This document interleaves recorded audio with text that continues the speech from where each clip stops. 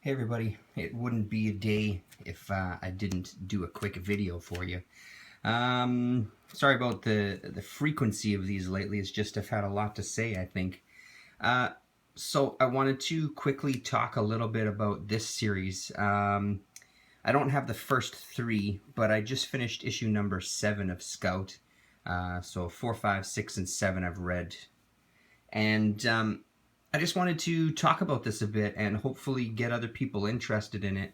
As you know, I've been on a big Truman kick lately, reading his Spider, etc., and Black Lamb and stuff, and rediscovering. I have a Grimjack book as well too, a first volume of collected Grimjack. And I mean, I don't know, man. There's something about him. First of all, like, again, I mean, we go back to this idea of indigenous people or basically anybody that's not white and a male being portrayed in comics is not something that's never seen. It's just it's not seen a lot of, especially when you're talking about like indigenous peoples.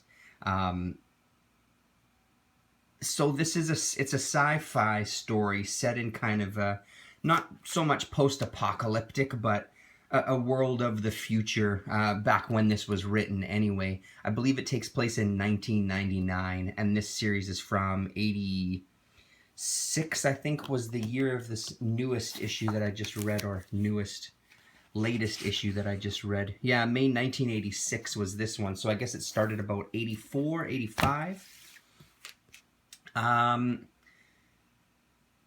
It's fantastic so far. I'm really enjoying it. I really loved issue number 7, and I'll get to that in a minute.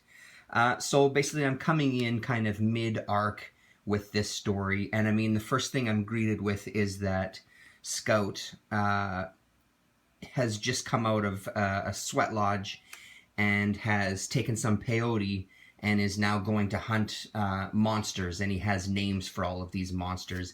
And what it is basically this government that's been set up that has their own television network to kind of brainwash the masses, and their president who they put in place. This is some of this I'm just kind of gleaning from this. I don't know.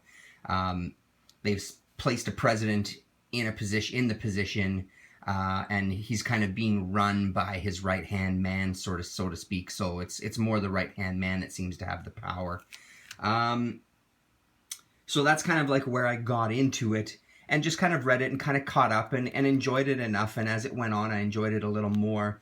But the thing that, I guess one of the things we can talk about is this, before we get too far into that. One of the things I'm realizing that, man oh man, does Brubaker have shit right, and guys like that. I really miss this era. Pacific did it as well, and some of the other smaller companies did it as well, but I absolutely love Eclipse, even more so now than I ever have. Just kind of spending all this time with these comics the past couple of days, or the past week or so even, going through my other Eclipse titles and stuff. So right here what we have is in issue 5 and number 6 is when the flood happened, which in California, early 1986, which basically put Eclipse in a lot of problems. They got flooded out. All their back issues were lost in the flood. Their homes were lost in the flood. Their company almost kind of crumbled at that point. And they start bringing it back out from this. So with issue number 7, there's a letter, as there usually is, from Catherine Ironwood, I guess is how you, or Woad, Ironwood, I believe is how you pronounce it, the editor-in-chief. And she kind of talks to us about what it was like, what they woke up to, what their few days were like, etc. And then you usually get the comic. Then you get the backup story. In this case is this Fashion in Action, which honestly I'm not such a fan of. I actually stopped reading it with issue number 6. It just wasn't something that I was digging, so I kind of gave up on it. And then in some of the other issues, you'll have like a letters page. In one of the previous issues, there was a whole, actually in issue number 6, there was a whole write-up from Timothy Truman about the series and about comics in general and about that sort of thing, like just him kind of talking to you like an open letter to the public. He's the kind of guy who has thought about the story for a long time. This isn't something that he's kind of making up as he goes along. He was talking about, you're reading issue number 6. As I'm writing this, issue number 3 has just been on the shelves for a week. So, I mean, he's writing well in advance. This is a fill-in issue by a different artist because he's taken some time off due to the soon-to-be birth of one of his children. I don't know if it was the first or the second. So it's still created and written by Timothy Truman, credits here. Painting by Sam Parsons, letter Tim Harkins, and then editor Catherine Ironwood. Special thanks to guest illustrator Tom Yeats, who drew this so I could be with the new baby. So there you go. Amazing story. So this basically gives a back history of the 3 main characters that we've kind of been following around in this story. And it is incredible. This is the issue that's now fully pulled me in. I was starting to get sucked in even by issue 5 and 6. But this one here has now completely sucked me into this world.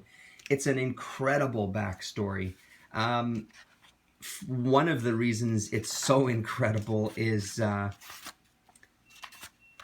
these pages here when Scout kind of becomes the man that we're familiar with in these books and kind of gets in touch with his Apache heritage and starts talking about Usin, their god, who called White Painted Woman and her 2 sons Killer of Enemies and Child of Water. Before him to pick a weapon, and Killer of Enemies became the leader of the white men. He took the gun. Child of Water took the bow and became the leader of the Indians, is what he says in here.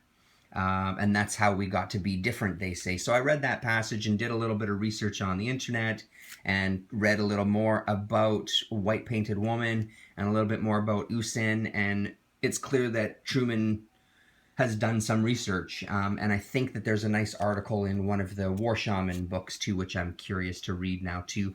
So it's touches like that are really great. He's really portrayed well in a really positive light, and even in like for this time, a futuristic sci-fi story, having a main character that's an indigenous person is pretty great. I don't know if you would see that, so it's not necessarily the other thing to keep in mind is yes, there's that does play into it, but it's not the main reason for telling the story. The main reason for telling the story is because he wants to tell a story about this world. It just so happens that one of the characters, just like all of the characters, have varied backgrounds. So as we're delving into these characters, let's delve into their backgrounds. And I applaud that. And for 1986, it's very forward thinking. They even make mention here of residential schools, which I think is pretty incredible as well, too. Again, May 1986. Pretty impressive shit there, Mr. Truman. I applaud you for sure. And if I wasn't, I was a fan already, but with this issue, I've become a much bigger fan of Timothy Truman. So I say to all of you, give it a shot. Even if you find this issue, this is a great place to start, just to give you a taste. You don't have to start with issue number 1 and read up to this point. If you want to get a sample of his writing style, not necessarily the art that goes through the rest of the series, but his writing style and an introduction to the characters, this is a great place to start. I'm sure you can find this in 50-cent bins somewhere in your town or in a town 100 miles away from you, like some of our YouTube friends in the States, unfortunately. But honestly, give it a shot. I don't highly recommend stuff that often. I did yesterday with a 3D book. Consider this one a really high up there recommendation from your friend Comic Crack.